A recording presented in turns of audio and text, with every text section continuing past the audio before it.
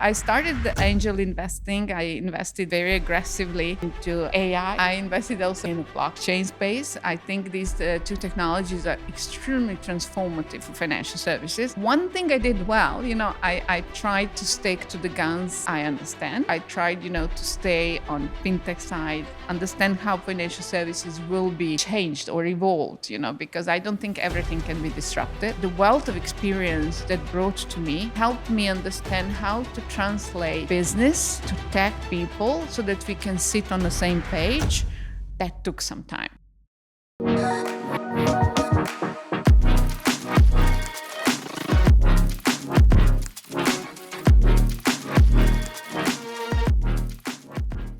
Hello and welcome to Let's Talk About Tech. It's my great pleasure to introduce you today to Dusica Lukac. She came to us from London. It's great to have you, Dusica. Thank you so much for having me here today. It's such a pleasure seeing you guys. It's also a beautiful day outside. It's super sunny and hot. It is. So late spring, early summer, right, has arrived, and that's beautiful. Let's dig a little bit into yourself, right, in your story. You are now in tech. You're an amazing powerhouse in investing in this space. But you have a history, right? Growing up in Serbia, in Belgrade, worked in banking before, did a lot of really, really big deals in the true banking and finance industry. Yeah. How did you end up in tech? Oh my God, it's such a long story. I think that I first decided to be born in very interesting period of time. So I've left first time the Balkans to go to Paris during the high school. So going to and fro from between the different countries, at one moment I came across a wonderful growing world of investment banking. So this was my first love ever. That was the golden 90s. And I decided to put a lot of effort at additional schools, decided to work day and night, not to go for holidays for 5 years or something like that. So I worked on many different industries. And even then, I worked for Dutch ING, which is famous for kind of being a modern digital bank in old days. So we had the first internet banking, the digital banking, and I met even people who came up with this idea. And I was super impressed. And that is somehow I came closer and closer to looking into the tech. My mom is a tech person. So maybe all the math and everything comes from that side. And I deeply believe that's the way to go. And fast forward, my last project in investment banking was a sale of Volksbank Romania. You probably heard about that amazing Volksbank sale. I worked on clean up the mess, and I led a shareholders task force for Volksbank Romania turnaround, and then the sale itself. As part of that, I've done change of a core banking system, which is a very techy thing to do, a lot of data, a lot of accounts and everything. And by working by then, and this was a long time ago, I literally realized their banking part is over. And the real path ahead is only tech. And we added a retail lending app to the system, which was a huge asset during the sale. And I have one anecdote I want to share with you. Before, in my ING times, I was advisor on sale of 2 banks in Serbia. This is quite interesting story. One of them, we got caught into merger of Torino, Intesa. There were a couple of transactions at the same time. It was quite complex. So we picked up a very small local bank while we were waiting for the whole approvals and, how these transactions can become very, very complex. So that was my first realization how tech is important in financial services.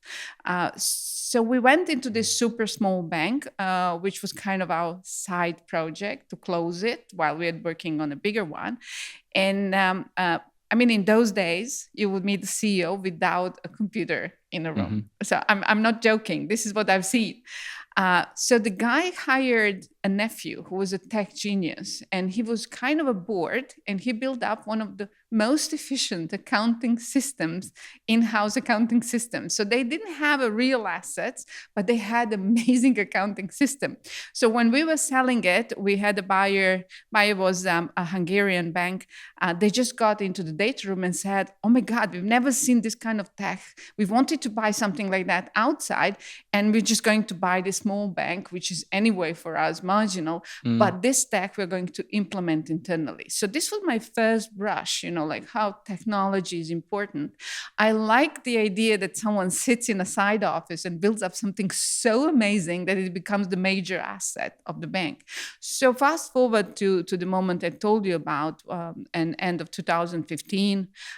Successful sale of Volksbank Romania a year before the deadline. And I was at the crossroads. What's next for me? I was already a very senior person in my job. And I decided to take the leap of faith and set up my own company and move into totally different space, purely tech driven. And this is how the story starts. Let me jump back a little bit before we start with the whole tech story and your actual engagement in that sector. During that time in investment banking, you did so many things. Yes. But you also found time to climb the Himalaya, to travel 27 countries. How did that happen? How did you balance your life, right? Because people think that investment bankers never sleep, right? But they don't. That is true. I am a big traveler. I always call myself explorer. I enjoy different countries. I enjoy different languages. I enjoy understanding the cultures through understanding like nuances of the languages and behavioral aspects. I love humans, like human beings, most of everything. And I think like everything they built, for me, it's amazing how it is same and different at the same time in different parts of the world. So I started traveling very early, and I've been to 78 countries until now. My 78. 78, correct. Wow. Okay, correct. I thought it was 27. No, it's 78. How I discovered it's 78 because a friend sent me an app and it was like, you should mark places you've been. And when I marked it, the number popped up and I was like, wow, but there are still many countries to visit. So I didn't stop, it is just. I think roughly 300 to go, huh? Roughly. But it is, I hope the countries don't continue splitting, before they're splitting and merging. So this is it would increase the miles you can collect, Correct. But I really, when I discovered Asia, I somehow fell in love with the landscapes and how beautiful it is. And I spent some time in Asia, traveling from the north to the south, from north of China to south of India, Bangalore. And I love diversity. I cannot tell you how amazing that was. And I've spent many months on this trip. It was fun because, you start in the winter and you end up in like super hot summer. And after that, I came back to climb Himalayas to see how that would work for me. I can't say I'm like super sporty type, but still it was a challenge.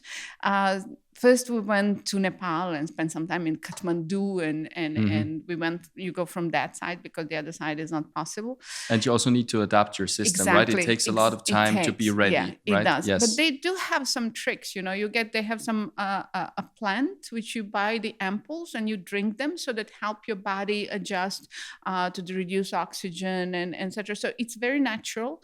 I had amazing a person who was running the expedition. So it was like you get a lot of input. So my sister went with me and she's older and she's absolutely amazing. She makes babies. She's a scientist, the post PhD in medical science and all that. And she was told multiple times, you're not allowed to travel if you have a flu or a cold or anything. And that was the most difficult thing to manage, that she stays put so that we can travel properly. It was absolutely amazing experience. And seeing also the plateau, Tibetan plateau. This was the next after Kathmandu. We went to Lhasa. Also, we traveled a little bit around the plateau, which is good for adjusting. And then you go to the base camp, which is 5,152 meters. And then you climb as much as you can, because that's really when it starts. It's the tough part, yeah. Super. It was a good period of the year. It was super interesting, super tough. I met many older people than me, and that was inspirational. I met older Scottish couple. We went back through Kathmandu together, and I love their stories. It was their dream. They retired. And I was thinking, imagine having that level of energy that you're climbing Himalayas when you are retired and of a certain age. And they really enjoyed it. In our group was a lady, I think she was 72 years old. She was the best prepared of all of us. She was the best prepared because she really took it seriously. And also taking up some challenge like that one, it's all about preparation. Right. Like everything good in life starts with solid preparation. And now we have actually the perfect bridge, right? Because it's all this international travel, right? The natural ability to network like crazy, to prepare things carefully, right? And to execute properly, right? Yes. That's an entrepreneurial skill. Would you say that your life experience, all the travel and everything you've done was a good foundation to actually then enter the tech environment and rock it? Oh, absolutely. Absolutely. I think there are two things. One is my curiosity. I'm generally curious about everything, about people, countries, cultures, how they build up that. I'm always looking, how that came into life. Curiosity is something which didn't kill the cat. Because it was genuine curiosity. It was not nosiness. It is like I want to understand. And that's what drives me also in tech today. This is why I needed to learn how certain technologies work. This is why I spend a lot of time understanding the concept, although maybe I'm not coming from that background, because you can't talk to the people without understanding. And now we're going into the second thing, which is structure and preparation.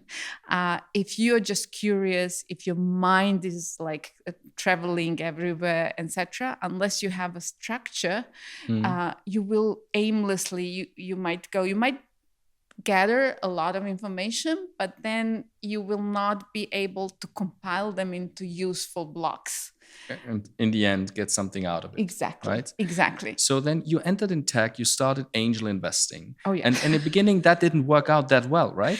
Oh my God, I was so ambitious. It's transferring from a huge systems where you have been on top of it and going into super entrepreneurial, fast-growing space is something which requires adjustment. I have a lot of friends that did that kind of transition after I did, and I spent kind of coaching them through the process, how to understand where you're going to land. I didn't have that. I had no clue where I'm going to land. And this was, I was always a rare species because not many people of my background venture into investment banking in the first place.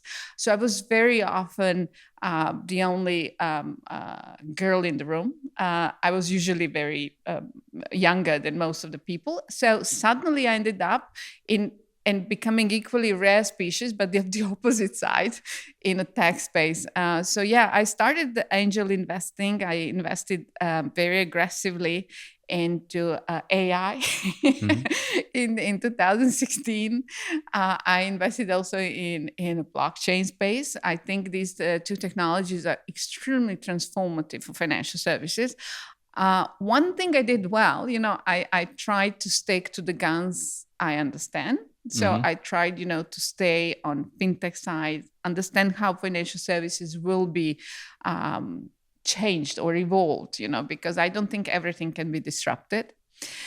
So bottom line, I learned a lot. I connected with some amazing people with amazing ideas, understanding, technology, Oxford, Stanford, all the things we had together.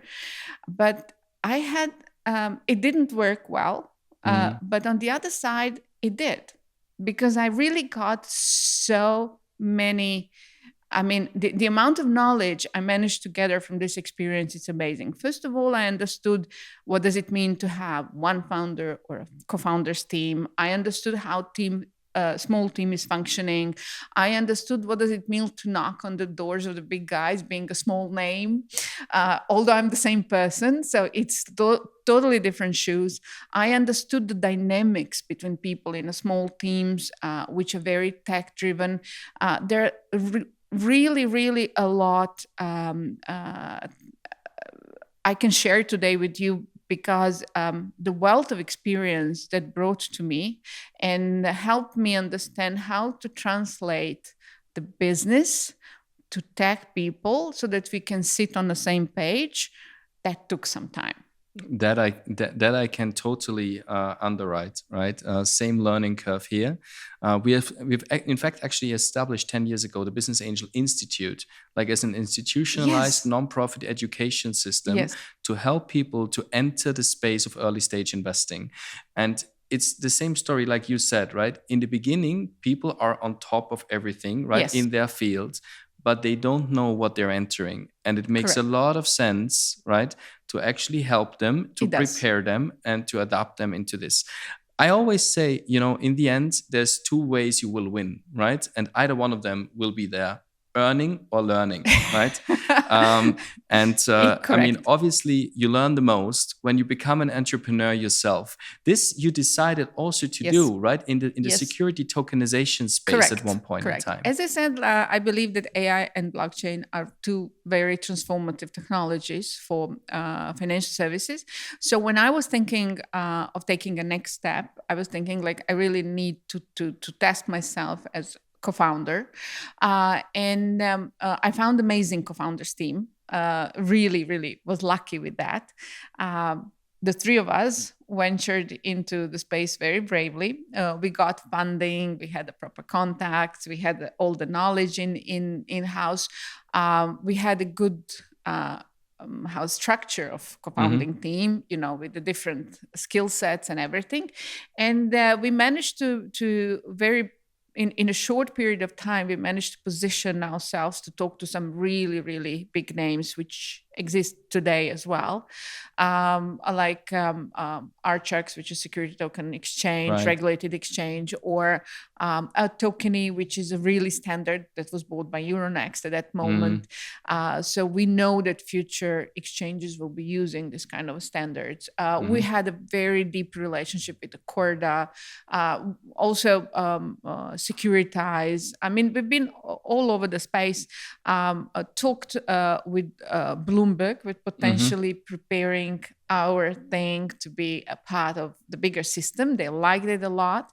However, as always, I told you before, I'm somehow always too early.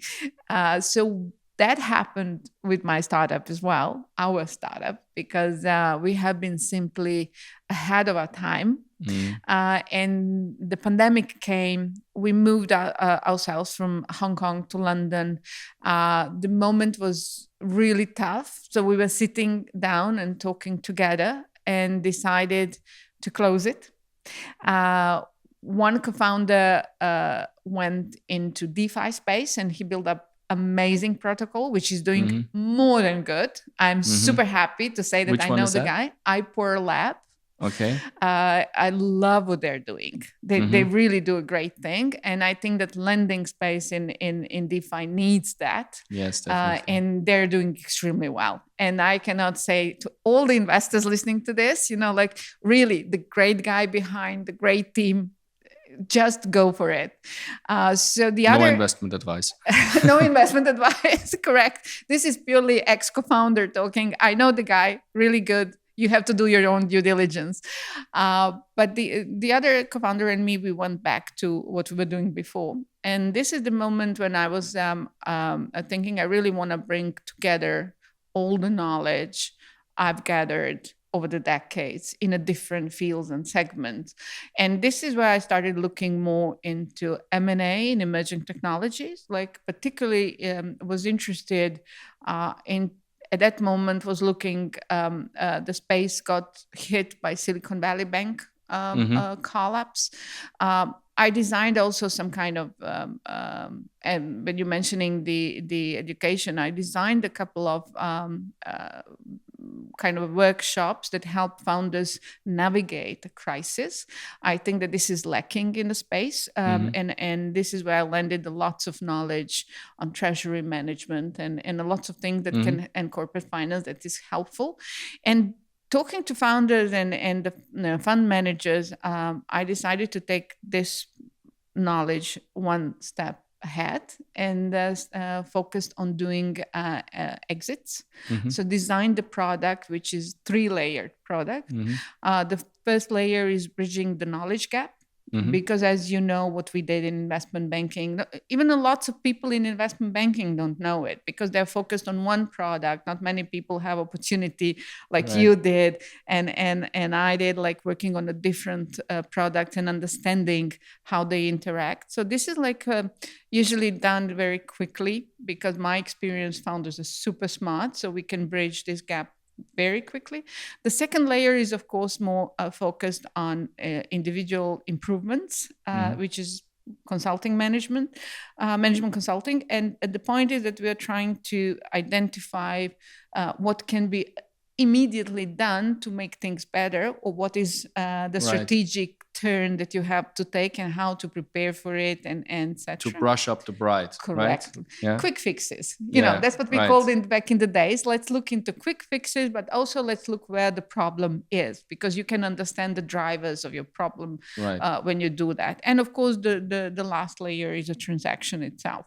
I have a wide network, which is, as you know, I like people, so I spend a lot of time with people, networking, relationships, etc. So I know a lot of players in the space, M&A guys, you know, also buyers, secondaries. That's what we talked about. Fund managers, family offices, a lot of different people. So I brought that all together.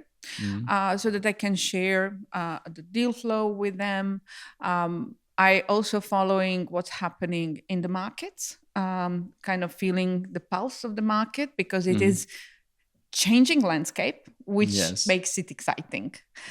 So there's a lots of things happening at the moment. So that's where I am today. So not so much at the entrance, more at the exit. Correct. Okay, understood. I hope to see you networking heavily also at World Venture Forum this year in Kitzbühel. Oh, I do hope so as well. I'm inviting a couple of people, and I'm definitely hoping to be there. I think it's one of the growing forums, and I hope.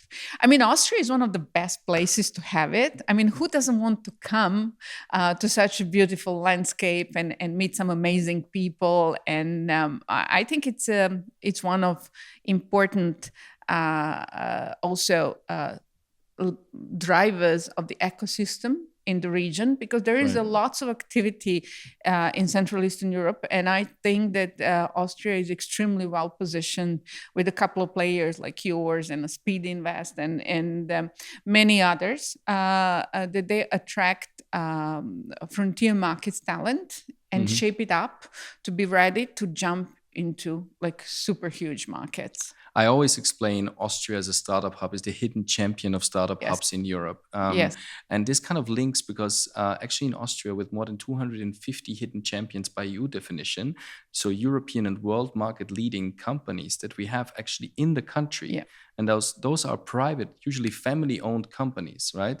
We actually have everything you need, right, to build a company link with a global player and then scale from this tiny country. Correct. And this is something that internationally is not understood so easy, right, at first, because the country itself is small, but Austrians seem to be anywhere in the world.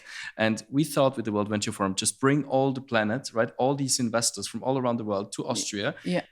Let them go up on the mountain, right, for nice talks and presentations.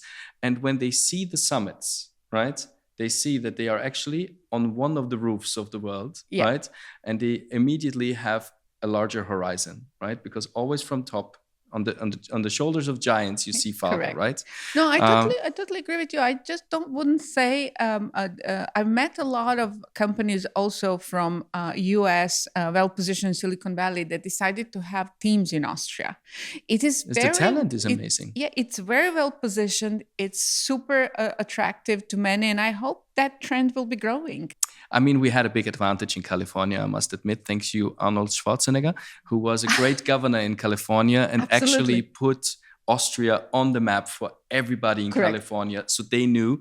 The rest of the US, I'm not so sure. I used to spend some time there also when I was younger. But let's wrap things up and come to my last topic that I wanted to touch. As always, and let's talk about tech. What is your view on the future? What excites you today? What will come tomorrow?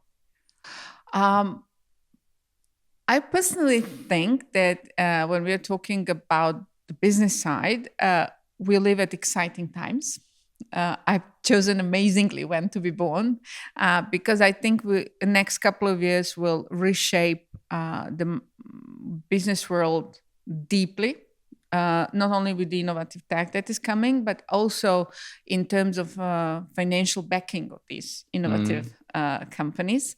I'm always looking into that direction because this is something what I understand. And at the moment, as I said, I really would like market to gain a little bit more depth and breadth so that basically the liquidity can be much faster. My friends always joking that in DL Capital Partners, which is my company, L stands for liquidity because I speak a lot about it.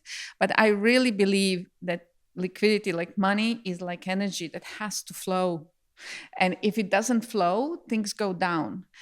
So the same with tech, tech needs fuel and needs to grow and develop. Sometimes people ask me, why do you believe that innovation is the only way to go? Why can't we go back to the times without computers or everything?